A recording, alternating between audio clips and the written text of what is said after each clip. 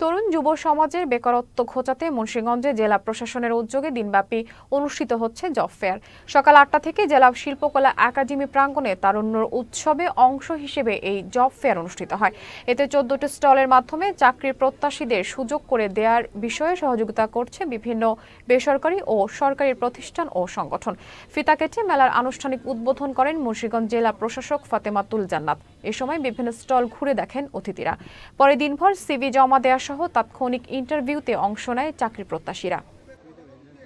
এখানে মুন্সিগঞ্জে আমার কাছে এসে যেটা মনে হয়েছে যে আমাদের তরুণ সমাজ বা আমাদের যুব সমাজ যারা আছে তাদের যে সঠিক দিক নির্দেশনাটা প্রয়োজন তাদের ভবিষ্যৎ কেরিয়ার গঠনের ক্ষেত্রে, সেই ক্ষেত্রে যদি আমরা একটু কাজ করতে পারি সেটা আমাদেরকে মুন্সিগঞ্জকে অনেক দূরে এগিয়ে নিয়ে যাবে।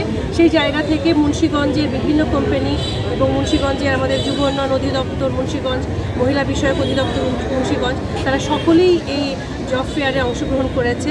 কেউ কেউ হয়তো তাদের ওখানে কী কী প্রশিক্ষণ হয় সেই বিষয়গুলো আমাদেরকে জানাবে, এবং কেউ কেউ হচ্ছে কোন কোন কোম্পানিগুলোতে তাদের এইচআর ডিপার্টমেন্ট এসেছে এবং তাদের ক্রাইটেরিয়াগুলো তারা এখানে বলছে এবং সেই অনুযায়ী তারা সিভি ড্রপ করতে পারছে।